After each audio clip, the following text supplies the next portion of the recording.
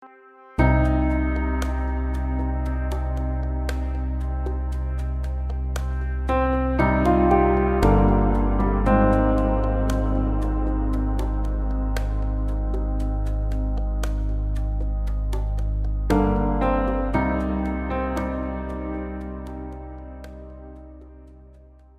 motivates me is the need of the patient.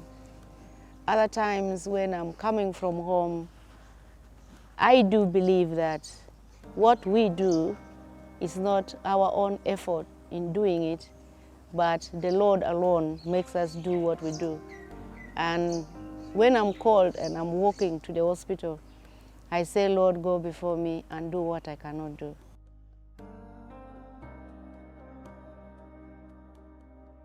My name's Jacinta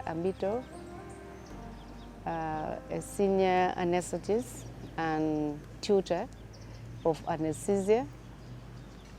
I worked as an anesthetist for the last 15 years. I was born and raised in Kalongo. As I was growing up, I loved people, and quite a number, many children were coming home and we would be with them. So we always play around and we imitate my father. So I would be the teacher and the others would be I'm like in a class. So I teach them and then we would play around, we write on the ground, and we continued going on like that. So I didn't have a nursery training because there was no nursery there, so we started from primary 1 and proceeded. But I left Adilang during the Amin's war, and then I came and did primary 7 leaving examination in Toroma Primary School, where my father was transferred to teach. Now, later when I finished primary school, my father later decided to bring me to Secretariat. He brought me personally to school because I was quite young and he feared I would get lost. So when he brought me to school, I suffered from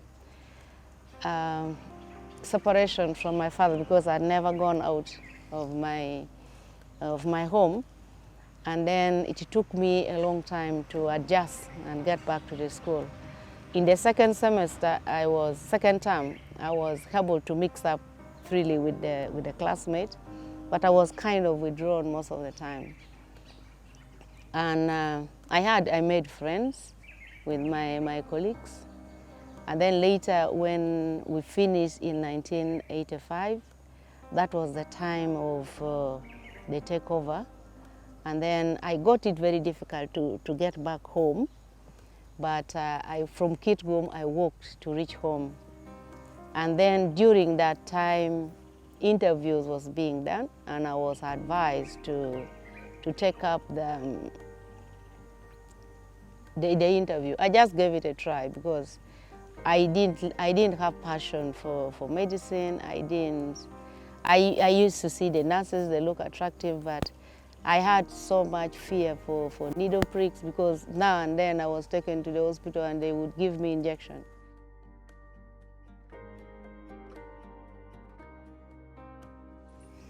So I joined the midwifery school during the insurgency. I did the interview, but I was taken up for school. The school was taken to Angal because of the problem that Kalong Hospital had. Then later I went back to Kalong Hospital, and then I started work. I was trained locally to work in the theater as an anesthetist informally. Cesar Umilde trained me. And then later, when I left Kalong Hospital, I came to Lacho. There was a training for ordinary diploma in anesthesia. And because of the interest which I had and the training, the informal training which I had, I was incorporated for formal training. So in 2011, I was able to go to school because I had 2 anesthetists that had returned, and they were doing fairly what I was doing. So I had a chance to go back to school. They used to call even when I was in school, but after 6 months, they stabilized and they were able to manage. And I think every year we get like 2 or 3 from our own students, training them to do intensive care. So I think we have about 8 people now trained from our own school that are able to handle intensive care very well, except that with the government competition, we lost some of them going away from our facility, seeking work elsewhere. But even if they have gone, they come back for in-service training and to improve on their skills.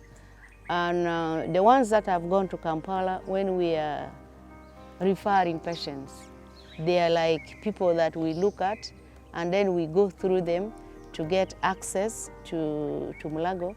And also Mulago is an advantage for us because all of us did our training from there. Our senior tutors and lecturers are the ones that manage intensive care and manage the operating rooms. So we find it easier to go to Mulago, and even if we refer patients, because they help us to get access to the specialists to see our patients. And then also when we have in the school, the tutors from Mulago, they come in and help us with the training of the anesthetists as well. So since we came back, and we have now 3 tutors from our own training school that were brought up informally in the training of an anesthetist, and then that has attracted other schools to send in their students to like St. Mary's Hospital, having high turnover of patients in theater, and having the specialization which is there mainly in surgery, orthopedic, general surgery, maxillofacial surgery, and obs and gyn.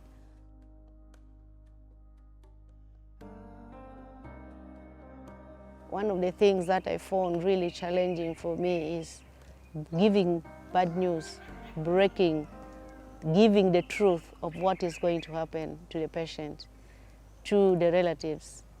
And then what I have learned is you tell them the truth.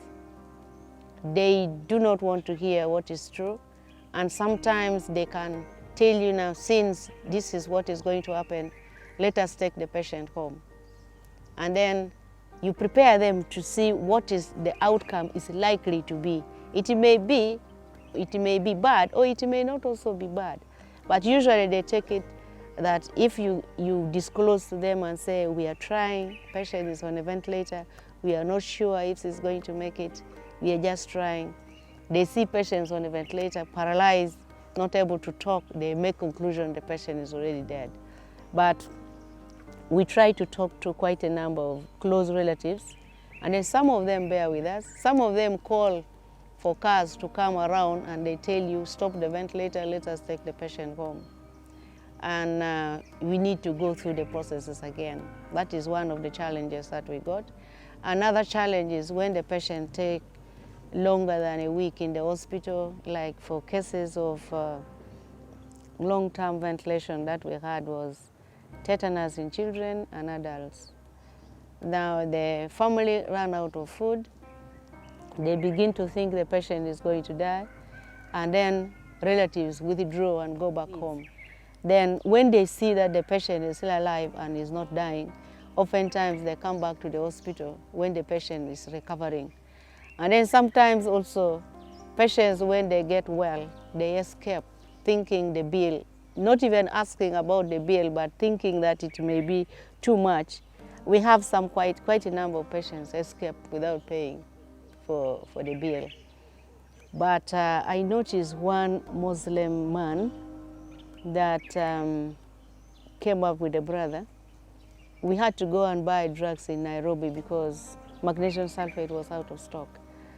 So when we came back, they were not able to pay for the bill because the patient took a very long time in the hospital. They didn't have food as well, but he did not escape. He went back home he came back and paid all his bills. And then each time he comes to Gulu, he would come to ICU to visit the nurses. He bought a crate of soda the first time he came back to thank the nurses for what they did and for his survival. Working together, you share the pain and suffering of the people. Even if the patient dies, you still see them come and say thank you to you. They have lost, the patient is no more, but the relatives feel that whatever you have done, sharing the burden together with them, they feel that something was done, they were not left alone. And then also when I work with someone, we work together, even if a patient dies, I find that we shared the loss. When I'm alone, I feel a lot more difficulties coming over from the loss of patients that die, because ICU mortality rate is very high. Sometimes we win and we are happy, and other times we lose and we share the problem together with the nurses that work with us.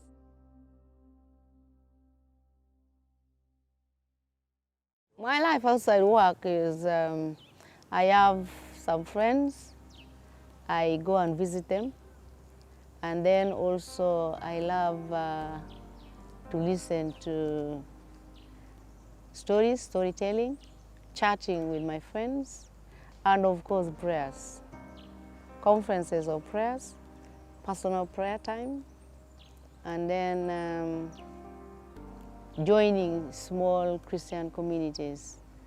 That is what I love most, because sometimes when I'm really low and down with difficulties I get at work, and then when I join prayer sessions, I find a big relief and I find worth in life. Even if my spirit is down very low, I find it in some good friends that encourage me. I find it in the religious association that you would sit, not a big group, 2 or 3, sharing and saying prayers is a big help, and it relieves.